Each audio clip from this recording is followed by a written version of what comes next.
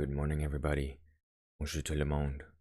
Welcome back to Games in Gutenberg, where we are continuing the stories, the extraordinary adventures of Arsène Lupin, Gentleman-Burglar. Chapter 4, The Mysterious Traveler. The evening before, I had sent my automobile to Rouen by the highway. I was to travel to Rouen by rail, on my way to visit some friends that live on the banks of the Seine. At Paris, a few minutes before the train started, 7 gentlemen entered my compartment. 5 of them were smoking. No matter that, the journey was a short one. The thought of traveling with such a company was not agreeable to me, especially as the car was built on the old model, without a corridor. I picked up my overcoat, my newspapers, and my timetable, and sought refuge in a neighboring compartment. It was occupied by a lady who, at sight of me, made a gesture of annoyance that did not escape my notice, and she leaned toward a gentleman who was standing on the step and was, no doubt, her husband. The gentleman scrutinized me closely, and apparently my appearance did not displease him, for he smiled as he spoke to his wife with the air of one who reassures a frightened child. She smiled also, and gave me a friendly glance as if she now understood that I was one of those gallant men with whom a woman can remain shut up for 2 hours in a little box, 6 feet square, and have nothing to fear. Her husband said to her, "I have an important appointment, my dear, and cannot wait any longer. Adieu." He kissed her affectionately and went away. His wife threw him a few kisses and waved her handkerchief. The whistle sounded, and the train started. At that precise moment, and despite the protests of the guards, the door was opened, and a man rushed into our compartment. My companion, who was standing and arranging her luggage, uttered a cry of terror and fell upon the seat. I am not a coward, far from it, but I confess that such intrusions at the last minute are always disconcerting. They have a suspicious, unnatural aspect. However, the appearance of the new arrival greatly modified the unfavorable impression produced by his precipitant action. He was correctly and elegantly dressed, wore a tasteful cravat, correct gloves, and his face was refined and intelligent. But where the devil had I seen that face before? Because, beyond all possible doubt, I had seen it, and yet the memory of it was so vague and indistinct that I felt it would be useless to try to recall it at that time. Then, directing my attention to the lady, I was amazed at the pallor and anxiety I saw in her face. She was looking at her neighbor. They occupied seats on the same side of the compartment, with an expression of intense alarm, and I perceived that one of her trembling hands was slowly gliding toward a light traveling bag that was lying on the seat about 20 inches from her. She finished by seizing it and nervously drawing it to her. Our eyes met, and I read in hers so much anxiety and fear that I could not refrain from speaking to her. "Are you ill, madame? Shall I open the window?" Her only reply was a gesture indicating that she was afraid of our companion. I smiled, as her husband had done, shrugged my shoulders, and explained to her, in pantomime, that she had nothing to fear, that I was there, and besides, the gentleman appeared to be a very harmless individual. At that moment, he turned to us, scrutinized both of us from head to foot, then settled down in his corner and paid us no more attention.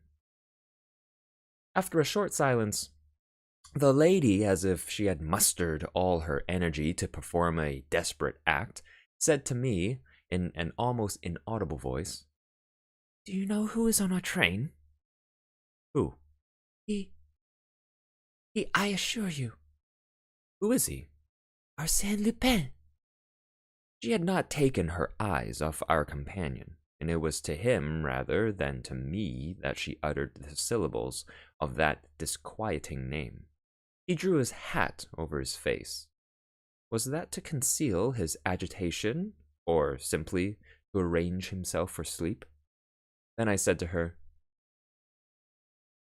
"Yesterday, through contumacy, Arsène Lupin was sentenced to 20 years' imprisonment at hard labor. Therefore, it is improbable that he would be so imprudent today as to show himself in public. Moreover, the newspapers have announced his appearance in Turkey since his escape from the Santé." "But he is on this train at this present moment," the lady proclaimed, with the obvious intention of being heard by our companion. "My husband is one of the directors in the penitentiary service, and it was the station master himself who told us that a search was being made for Arsène Lupin." They may have been mistaken. "No, he was seen in the waiting room. He bought a first-class ticket for Rouen." He has disappeared. The guard at the waiting room door did not see him pass, and it is supposed that he had got into the express that leaves 10 minutes after us. "In that case, they will be sure to catch him." Unless, at the last moment, he leaped from that train to come here, into our train. It is quite probable, which is almost certain. "If so, he will be arrested just the same, for the employees and guards would no doubt observe his passage from one train to the other, and, when we arrive at Rouen, they will arrest him there." Him? Never! He will find some means of escape. "In that case, I wish him bon voyage." But in the meantime, think what he may do. "What?" I don't know. He may do anything. She was greatly agitated, and truly the situation justified, to some extent, her nervous excitement. I was impelled to say to her, "Of course, there are many strange coincidences, but you need have no fear. Admitting that Arsène Lupin is on this train, he will not commit any indiscretion. He will be only too happy to escape the peril that already threatens him." My words did not reassure her, but she remained silent for a time. I unfolded my newspapers and read reports of Arsène Lupin's trial, but as they contained nothing that was new to me, I was not greatly interested. Moreover, I was tired and sleepy. I felt my eyelids close and my head drop. "But monsieur, you are not going to sleep." She seized my newspaper and looked at me with indignation. "Certainly not," I said. "That would be very imprudent." "Of course," I assented. I struggled to keep awake. I looked through the window at the landscape and the fleeting clouds, but in a short time all that became confused and indistinct. The image of the nervous lady and the drowsy gentleman were effaced from my memory, and I was buried in the soothing depths of a profound sleep. The tranquility of my response was soon disturbed by disquieting dreams, wherein a creature that had played the part and bore the name of Arsène Lupin held an important place. He appeared to me with his back laden with articles of value. He leaped over walls and plundered castles. But the outlines of that creature, who was no longer Arsène Lupin, assumed a more definite form. He came toward me, growing larger and larger, leaped into the compartment with incredible agility, and landed squarely on my chest. With a cry of fright and pain, I awoke. The man, the traveler, our companion, with his knee on my breast, held me by the throat. My sight was very indistinct, for my eyes were suffused with blood. I could see the lady in the corner of the compartment, convulsed with fright. I tried even not to resist. Besides, I did not have the strength. My temples throbbed. I was almost strangled. 1 minute more, and I would have breathed my last. The man must have realized it, for he relaxed his grip but did not remove his hand. Then he took a cord in which he had prepared a slip knot and tied my wrists together. In an instant, I was bound, gagged, and helpless. Certainly, he accomplished the trick with an ease and skill that revealed the hand of a master. He was, no doubt, a professional thief. Not a word, not a nervous movement, only coolness and audacity. And I was there, lying on the bench, bound like a mummy. I, Arsène Lupin. It was anything but a laughing matter, and yet, despite the gravity of the situation, I keenly appreciated the humor and irony that it involved. Arsène Lupin, seized and bound like a novice, robbed as if I were an unsophisticated rustic. For, you must understand, the scoundrel had deprived me of my purse and wallet.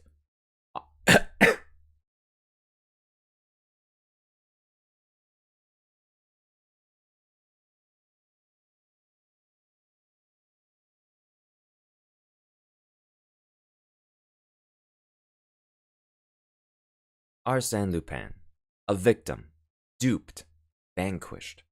What an adventure! The lady did not move.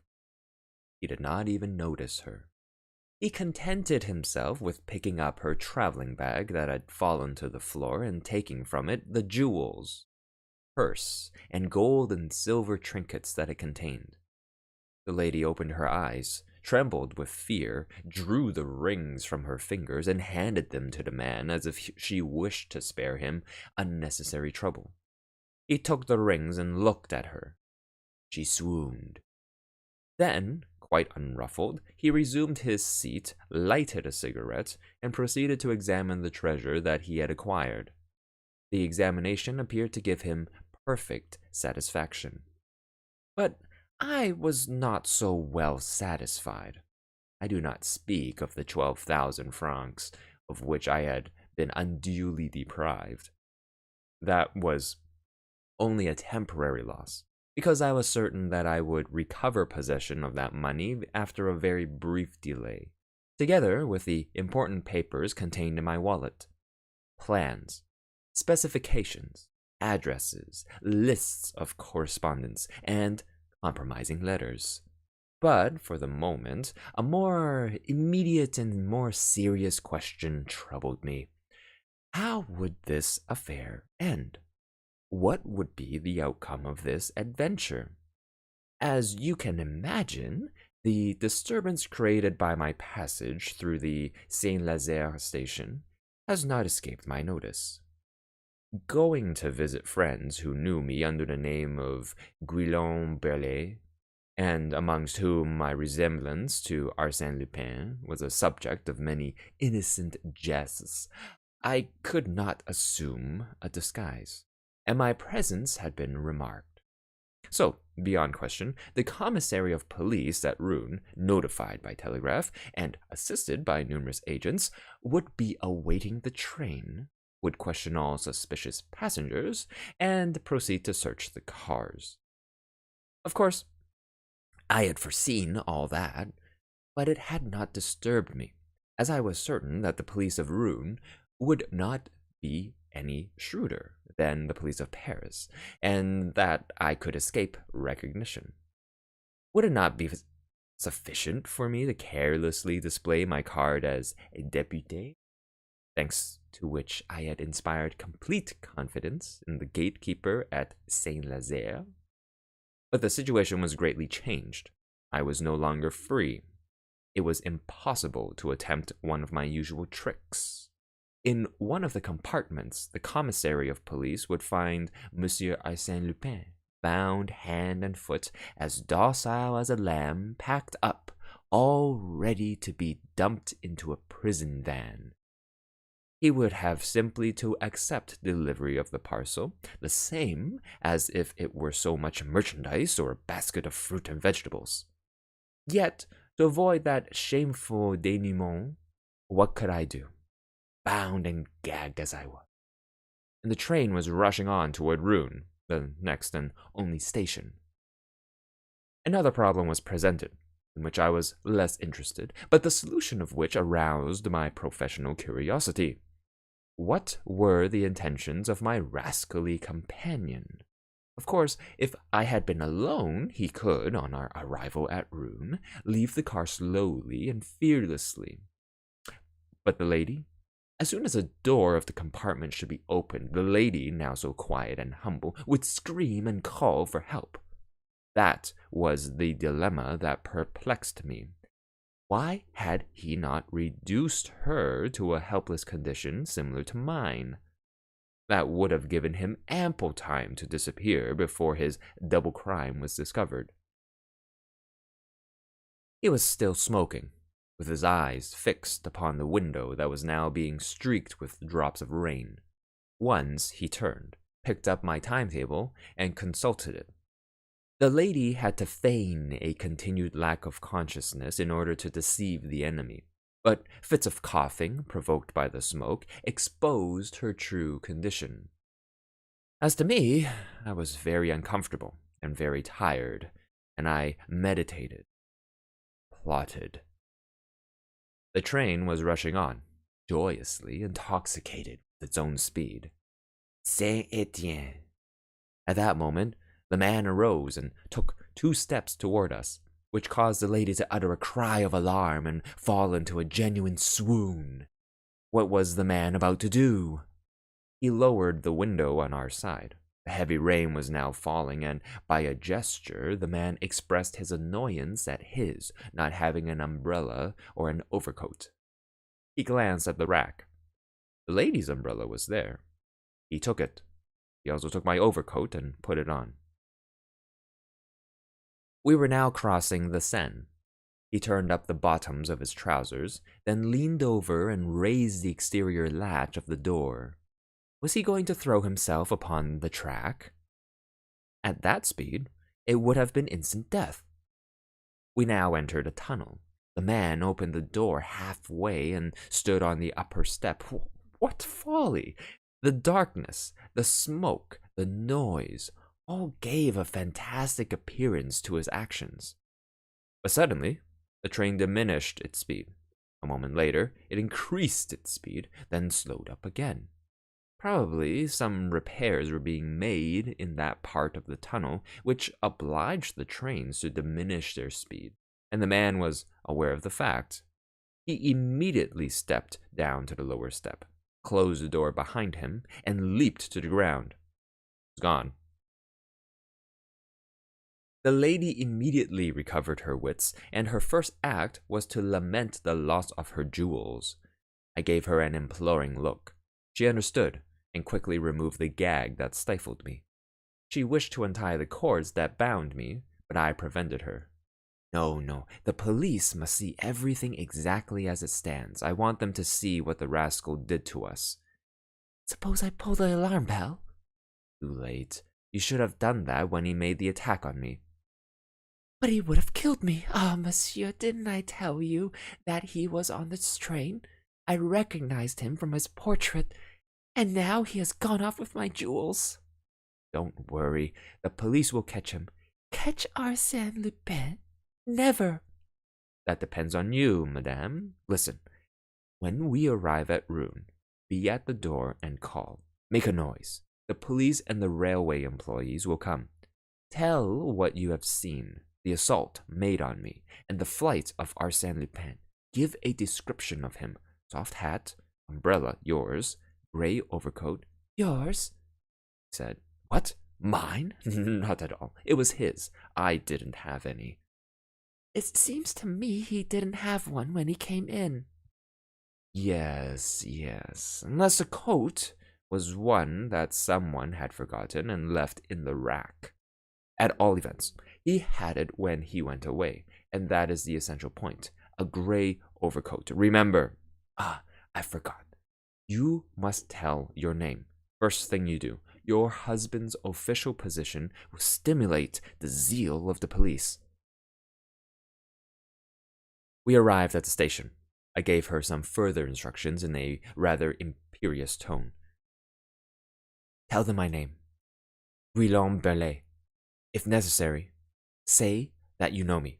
That will save time. We must expedite the preliminary investigation.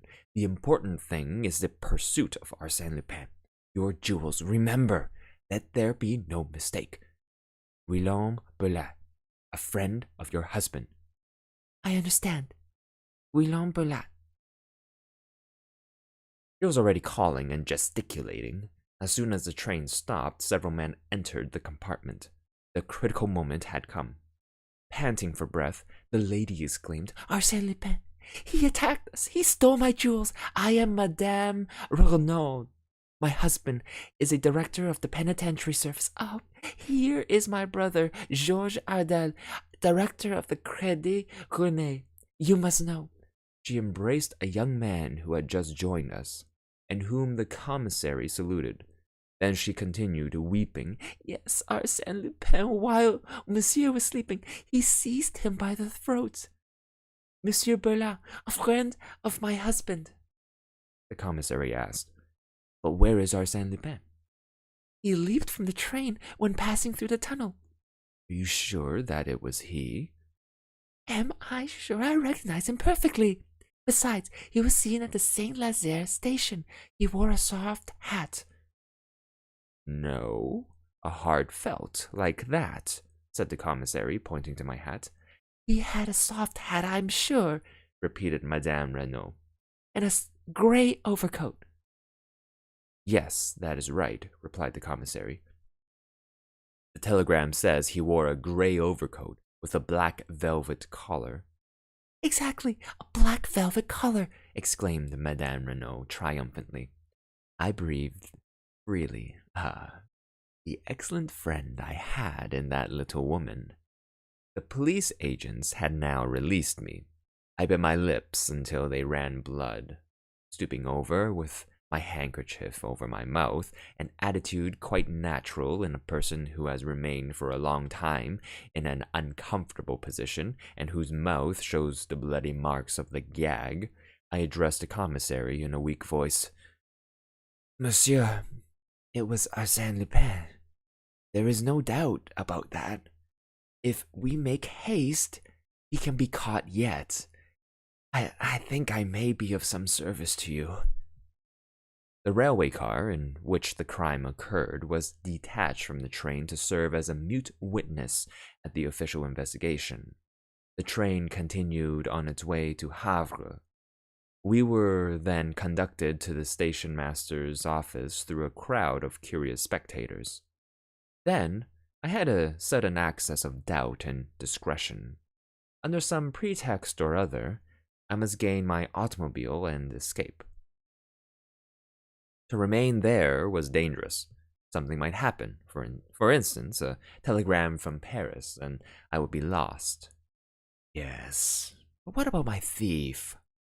Abandoned to my own resources in an unfamiliar country, I could not hope to catch him. Bah, but I must make an attempt, I said to myself. It may be a difficult game, but an amusing one, and the stake is well worth the trouble. And when the commissary asked us to repeat the story of the robbery, I exclaimed, Monsieur, really, Arsène Lupin is getting the start of us. My automobile is waiting in the courtyard. If you will be so kind as to use it, we can try. The commissary smiled and replied, The idea is a good one, so good indeed that it is already being carried out. 2 of my men have set out on bicycles. They have been gone for some time. Where did they go? To the entrance of the tunnel. There, they will gather evidence, secure witnesses, and follow on the track of Arsène Lupin. I could not refrain from shrugging my shoulders as I replied, Your men will not secure any evidence or any witnesses. Really? Arsène Lupin will not allow anyone to see him emerge from the tunnel. He will take the first road to Rouen, where we will arrest him. He will not go to Rouen. Then he will remain in the vicinity, where his capture will be even more certain. He will not remain in the vicinity. Oh, where will he hide? I looked at my watch and said, At the present, Arsène Lupin is prowling around the station at Darnétal. At 10:50, that is, in 22 minutes from now, he will take the train that goes from Rouen to Amiens. Do you think so? How do you know it? Oh, it is quite simple. While we were in the car, Arsène Lupin consulted my railway guide. Why did he do it? Was there, not far from the spot where he disappeared, another line of railway, a station upon that line, and a train stopping at that station? On consulting my railway guide, I found such to be the case. Really, monsieur, said the commissary, that is a marvelous deduction. I congratulate you on your skill. I was now convinced that I had made a mistake in displaying so much cleverness. The commissary regarded me with astonishment, and I thought a slight suspicion entered his official mind. Oh, scarcely that, for the photographs distributed broadcast by the police department were too imperfect. They presented an Arsène Lupin so different from the one he had before him that he could not possibly recognize me by it. But all the same, he was troubled, confused, and ill at ease. Mon Dieu, nothing stimulates the comprehension so much as the loss of a pocketbook and the desire to recover it, and it seems to me that if you will give me 2 of your men, we may be able— Oh, I beg of you, Monsieur le Commissaire, cried Madame Renaud. Listen to Monsieur Burglar. The intervention of my excellent friend was decisive. Pronounced by her, the wife of an influential official, the name of Burglar became really my own, and gave me an identity that no mere suspicion could affect. The commissary arose and said, "Believe me, Monsieur Burglar, I shall be delighted to see you succeed. I am as much interested as you are in the arrest of Arsène Lupin." He accompanied me to the automobile and introduced 2 of his men, Honoré Massol and Gaston Delivet, who were assigned to assist me. My chauffeur cranked up the car, and I took my place at the wheel. A few seconds later, we left the station. I was saved. I must confess that in rolling over the boulevards that surrounded the old Norman city in my swift 35 horsepower Moreau-Lepton, I experienced a deep feeling of pride, and the motor responded sympathetically to my desires. At right and left, the trees flew past us with startling rapidity, and I, free out of danger, had simply to arrange my little personal affairs with the 2 honest representatives of the Rouen police who were sitting behind me. Arsène Lupin was going in search of Arsène Lupin. Modest guardians of social order, Gaston Delivet and Honoré Massol, how valuable was your assistance? What would I have done without you? Without you, many times at the crossroads, I might have taken the wrong route. Without you, Arsène Lupin would have made a mistake, and the other would have escaped. But the end was not yet. Far from it. I had yet to capture the thief and recover the stolen papers. Under no circumstances must my 2 acolytes be permitted to see those papers, much less to seize them. That was a point that might give me some difficulty. We arrived at Darnétal 2-3 minutes after the departure of the train. True, I had the consolation of learning that a man wearing a gray overcoat with a black velvet collar had taken the train at the station. He had bought a second-class ticket for Amiens. Certainly, my debut as detective was a promising one. Delivet said to me, "Train is express, and next stop is Montreuil-les-Bouchers in 19 minutes. If we do not reach there before Arsène Lupin, he can proceed to Amiens, or change for the train going to Clare, and from that point reach Dieppe, Paris." How far to Montecorlier? 23 kilometers. 23 kilometers in 19 minutes. We will be there ahead of him. We were off again. Never had my faithful Moro Reptin responded to my impatience with such ardor and regularity. It participated in my anxiety. It endorsed my determination. It comprehended my animosity against that rascally Arsène Lupin, the knave, the traitor. Turn to the right, cried Delivier, then to the left. We fairly flew, scarcely touching the ground. The milestones looked like little timid beasts that vanished at our approach. Suddenly, at the turn of the road, we saw a vortex of smoke. It was the Northern Express. For a kilometer, it was a struggle, side by side, but an unequal struggle in which the issue was certain. We won the race by 20 lengths. In 3 seconds, we were on the platform, standing before the second-class carriages. The doors were opened, and some passengers alighted, but not my thief. We made a search through the compartments. No sign of Arsène Lupin. "Sapristi!" I cried. He must have recognized me in the automobile as we were racing, side by side, and he leaped from the train. "Ah, there he is now, crossing the track." I started in pursuit of the man, followed by my 2 acolytes, or rather followed by one of them. For the other, Massot, proved himself to be a runner of exceptional speed and endurance. In a few moments, he had made an appreciable gain upon the fugitive. The man noticed it, leaped over a hedge, scampered across a meadow, and entered a thick grove.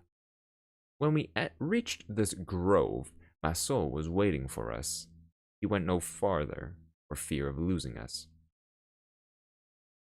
"Quite right, my dear friend," I said. "After such a run, our victim must be out of wind. We will catch him now." I examined the surroundings with the idea of proceeding alone in the arrest of the fugitive, in order to recover my papers, concerning which the authorities would doubtless ask many disagreeable questions. Then I returned to my companions and said, "It is all quite easy. You, Massot, take your place at the left. You, Delivet, at the right. From there, you can observe the entire posterior line of the bush, and he cannot escape without you seeing him, except by that ravine, and I shall watch. If he does not come out voluntarily, I will enter and drive him out toward one or the other of you. You will simply have to wait. Ah, forgot. In case I need you, a pistol shot." Massot and Delivet walked away to their respective posts. As soon as they had disappeared, I entered the grove with the greatest precaution so as to be neither seen nor heard. I entered dense thickets, through which narrow paths had been cut, but the overhanging boughs compelled me to adopt a stooping posture. One of these paths led to a clearing in which I found footsteps upon the wet grass. I followed them. They led me to the foot of a mound which was surmounted by a deserted, dilapidated hovel. "Must be there," I said to myself. "It is a well-chosen retreat." I crept cautiously to the side of the building. A slight noise informed me that he was there, and then, through an opening, I saw him. His back was turned toward me. In 2 bounds, I was upon him. He tried to fire a revolver that he held in his hand, but he had no time. I threw him to the ground in such a manner that his arms were beneath him, twisted, helpless, whilst I held him down with my knee on his breast. "Listen, my boy," I whispered in his ear. "I am Arsène Lupin. You are to deliver over to me immediately and gracefully my pocketbook and the lady's jewels, and in return therefor, I will save you from the police and enroll you amongst my friends. One word, yes or no?" "Yes," I murmured. "Very good. Your escape this morning was well planned. I congratulate you." I arose. He fumbled in his pocket. drew out a large knife and tried to strike me with it. "Imbecile!" I exclaimed. With one hand, I parried the attack. With the other, I gave him a sharp blow on the carotid artery. He fell, stunned. In my pocketbook, I recovered my papers and banknotes. Out of curiosity, I took his. Upon an envelope addressed to him, I read his name, Pierre Onfray. Startled me. Pierre Onfray? The assassin of the Rue La Fontaine at Auteuil? Pierre Onfray. He who had cut the throats of Madame Delbois and her 2 daughters. I leaned over him. Yes, those were the features which, in the compartment, had evoked in me the memory of a face I could not then recall. But time was passing. I placed in an envelope 2 banknotes of 100 francs each, with a card bearing the words Arsène Lupin to his worthy colleagues Honoré Massot and Gaston Delivet, as a slight token of his gratitude. I placed it in a prominent spot in the room where they would be sure to find it. Beside it, I placed Madame Grenaude's handbag. Why could I not return it to the lady who had befriended me?